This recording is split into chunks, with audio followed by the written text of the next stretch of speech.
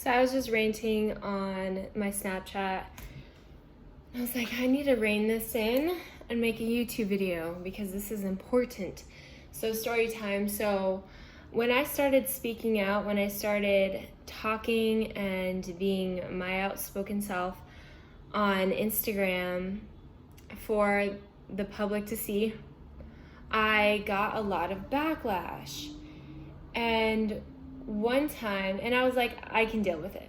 I stopped caring what people thought about me. I was like, why would I speak out if I cared what people thought? You know, I was like, this is my life. This is what I want to say. I'm going to say it. And I kind of came to this realization, and it was really liberating for me. But one day, my parents came to me and they were like, you know, you need to watch what you say. And I was like, what do you mean?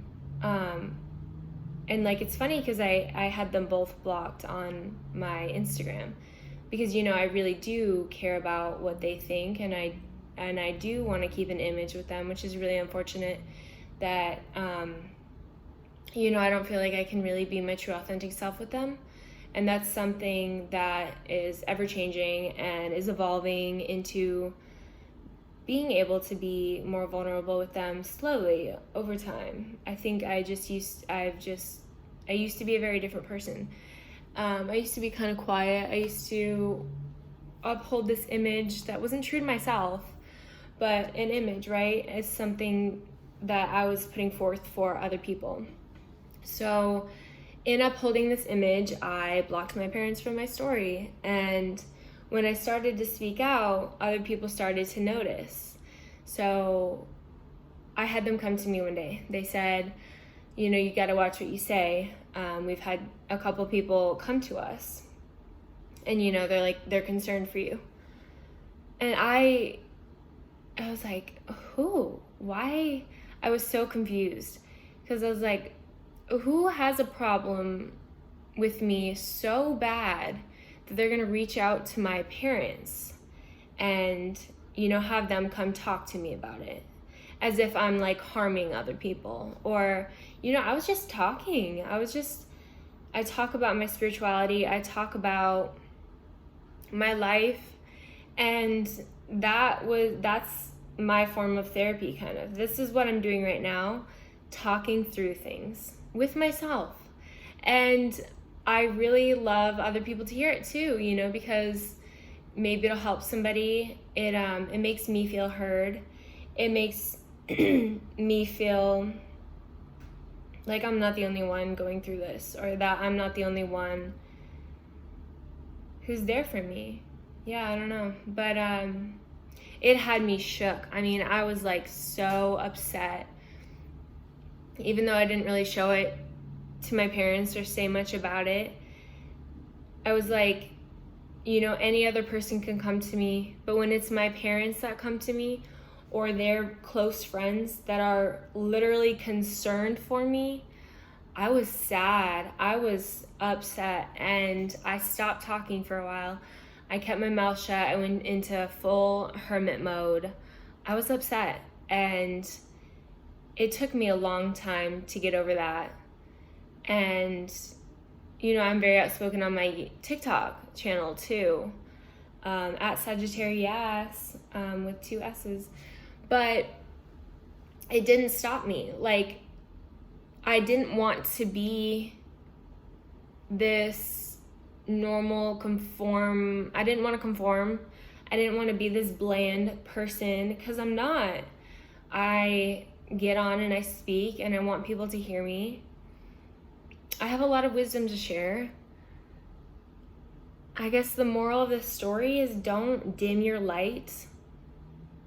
Don't dim your light to fit in, but also don't set yourself on fire to keep other people warm. And by that, I mean, if I was to set myself on fire to keep somebody warm, I would have shut up. I would have been nothing. I would have reconformed to society and stopped being the person I am in order to please my parents, in order to keep away the haters.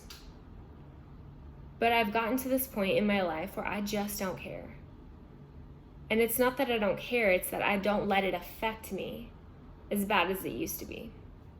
In high school, I think in high school and like into my freshman and sophomore year of college even, I wanted to be this person that I thought would excel in society. I was conforming to this person that I thought would be liked and would make it far in life.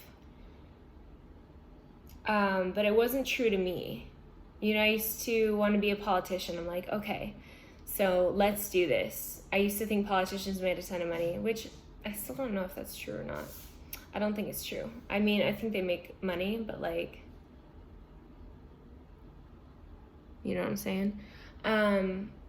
And I dressed really nice. I dressed like I always had to have the perfect clothes.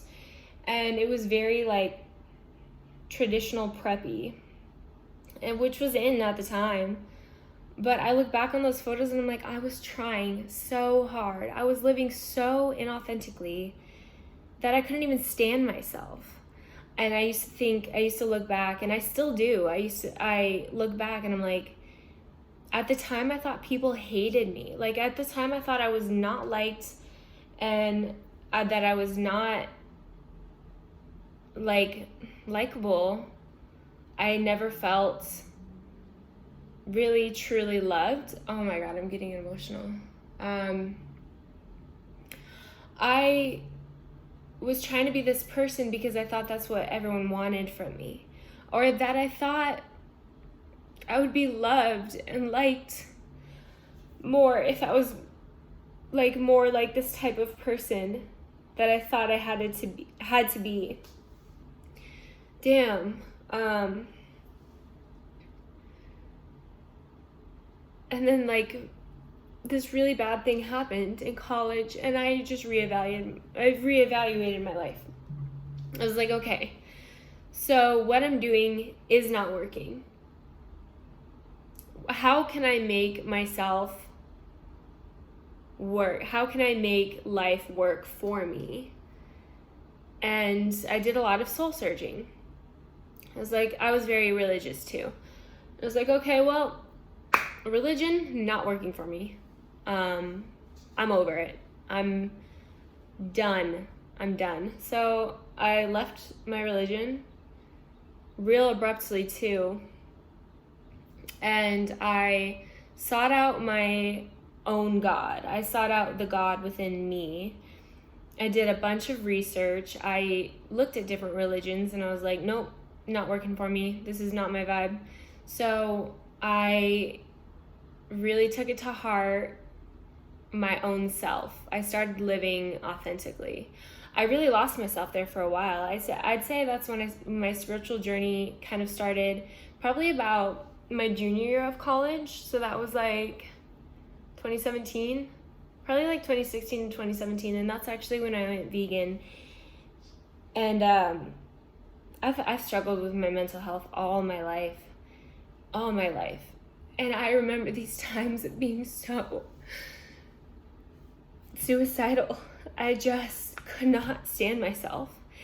And when I started taking myself seriously and taking my diet seriously and just doing what I could to better myself, I feel like that's really when I started my spiritual journey and my self-healing journey. Before then, I was just aimlessly wandering and trying to please everyone. And I think, part of the way I grew up, I wanted to please everyone. I wanted to be liked. I wanted to not be, how do I say this? I didn't want the haters that now so badly I couldn't care less about. And that really took a lot to overcome. But coming back to the whole story, I don't care anymore. And that's one of the main reasons why I had to, not only did I want to, but I had to move far. I had to move out, and I had to take my life into my own hands once again. And that's why I started this YouTube channel.